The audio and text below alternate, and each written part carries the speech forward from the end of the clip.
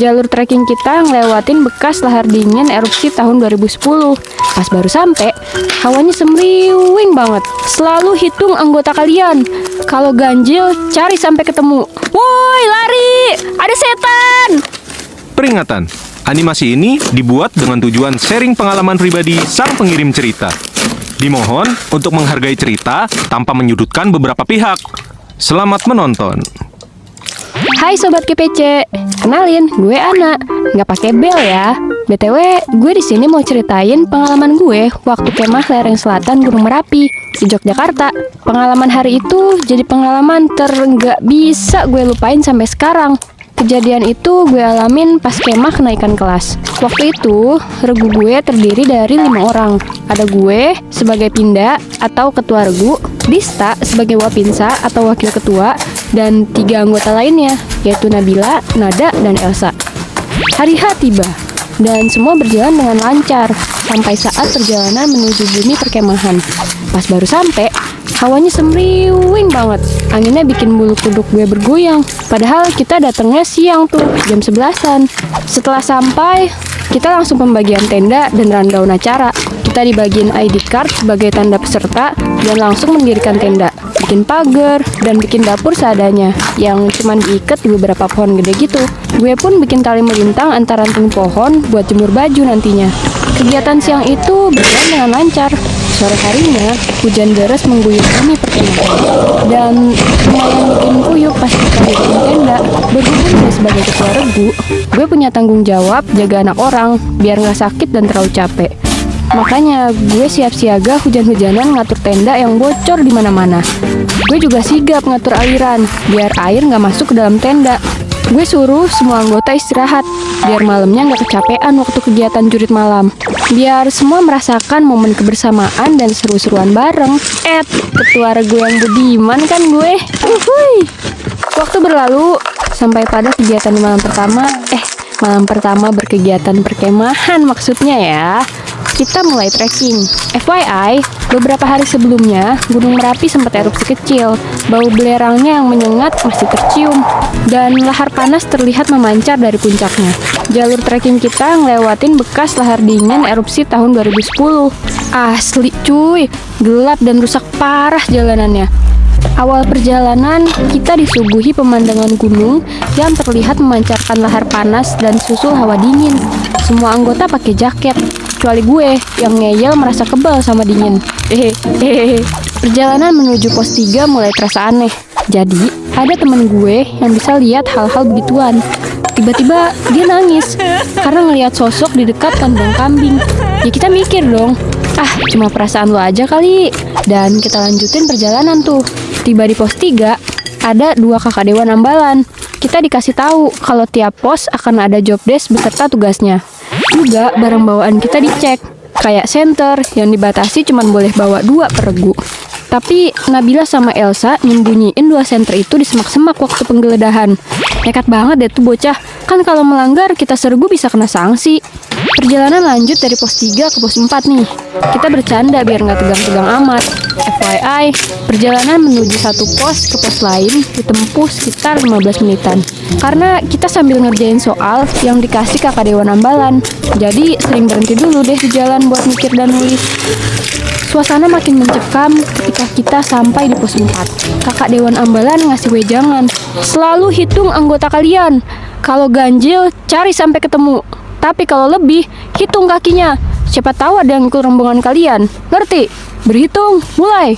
Terus kita berhitung di situ. 1, 2, 3, 4, 5.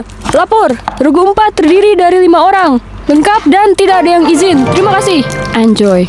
Anak pramuka banget cuy. Kita lanjut ke pos 5. Pos terakhir dalam perjalanan trekking ini. Salah satu anggota, yaitu Nada, dia sakit.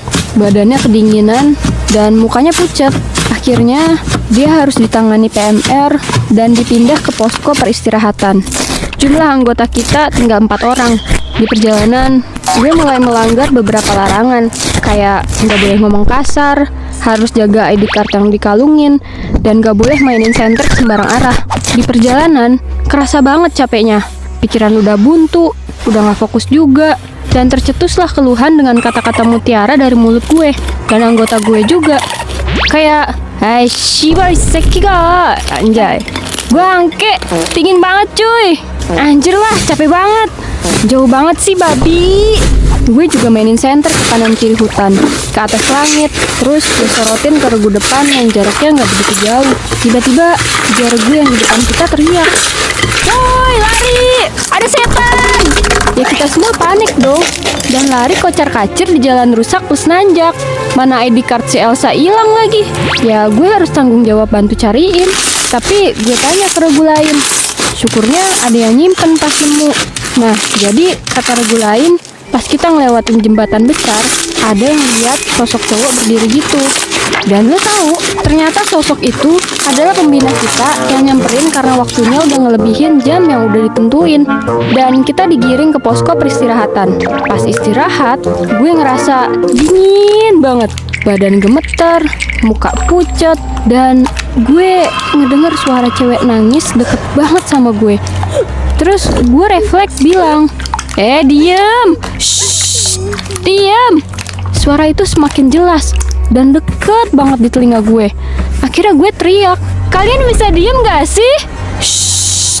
Seketika semua orang diem dan mereka ngeliatin gue dengan tatapan bingung. Yang tadinya rame banget, seketika hening. Gue mulai gak bisa ngerasain tubuh gue sendiri. Semua kerasa kaku. Gue langsung teriak minta tolong ke PMR buat minta obat penambah darah. Gue rasa mungkin anemia gue lagi kumat, makanya agak kurang sadar. Tapi sialnya, gue gak dapet obat karena mereka gak punya stoknya. Dalam keadaan setengah sadar itu, gue ngeliat ada sosok gadis cantik berbaju putih berdiri di barisan kita. Dan pada saat itu, gue kehilangan kendali dan gak sadarkan diri.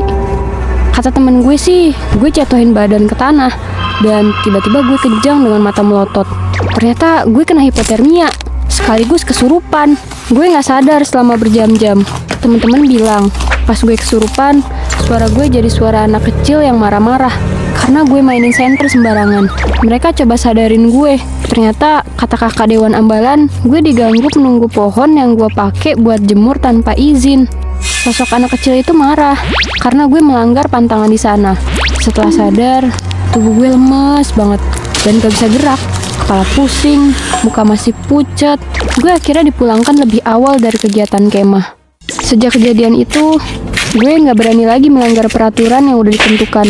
Pasti tiap peraturan ada tujuannya kan. Apalagi ini di tempat yang bisa dibilang sakral, kayak kawasan Merapi. Gue juga mulai belajar untuk selalu menghormati dan menjaga sikap dimanapun gue berada, terutama di tempat-tempat yang gak semestinya. Jadi nih guys, buat teman-teman semua yang mau berkunjung ke tempat asing manapun yang belum kalian tahu, jaga sopan santun ya, terutama omongan kalian. Kita nggak tahu di sana ada penghuni atau enggak. Semoga kalian selalu aman dimanapun kalian berada. Sampai di sini dulu cerita gue. Sampai ketemu di video berikutnya. Bye bye.